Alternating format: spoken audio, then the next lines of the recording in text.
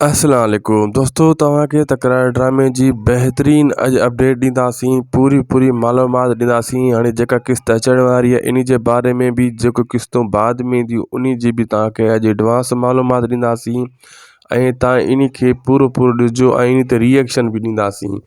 दोस्तों, तव्हांखे मां ॿुधाईंदो हलां त पहिरियों तकरार ड्रामे में जेको पुलिस जो किरदारु अदा कयो वञे थो, कॾहिं असद सूबेदार हूंदो आहे, कॾहिं वरी ॿियो ईंदो आहे। यानी इहो कमु मट सट थींदो रहे थो। अॻे भी काफ़ी चकर मूं ग़लतियूं कढियूं तकरार ड्रामे जूं, ज़हर ज़िंदगी जूं।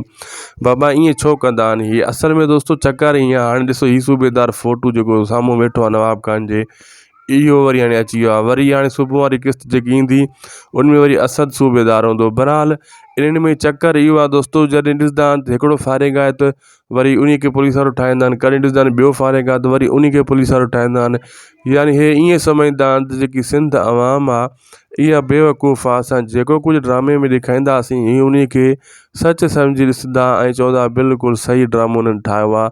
लेकिन हक़ीक़त तव्हां पुछो दोस्तों त इन ड्रामनि में वॾियूं ग़लतियूं कयूं वेंदियूं आहिनि, वॾियूं पैमाने ते।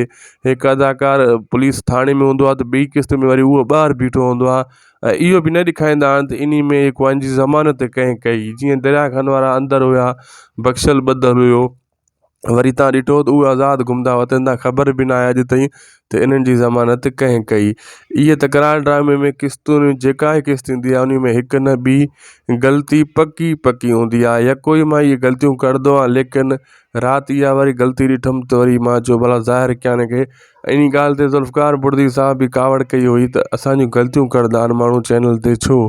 ज़ुल्फ़कार बुर्दी अगरि ॾिसी रहिया मुंहिंजो वीडियो, उन खे इहा ई ॻाल्हि कंदुमि, तव्हां पंहिंजे ड्रामनि में ग़लतियूं न कंदा कयो, तव्हां वॾा अदाकार आहियो। बहरहाल जेको तव्हांजो डायरेक्टर आहे उन खे चई छॾियो अहिड़ियूं ग़लतियूं न कढनि ऐं सिंध अवाम को बेवकूफ़ न आहे, सियाणी सेबती अवाम आहे। ज़ाहिर ॻाल्हि आहे तव्हां ग़लतियूं कंदव त तव्हांजूं ग़लतियूं नोट कयूं वेंदियूं। असांखे ॾींदा इजाज़त दोस्तों, ख़ुदा हाफ़िज़।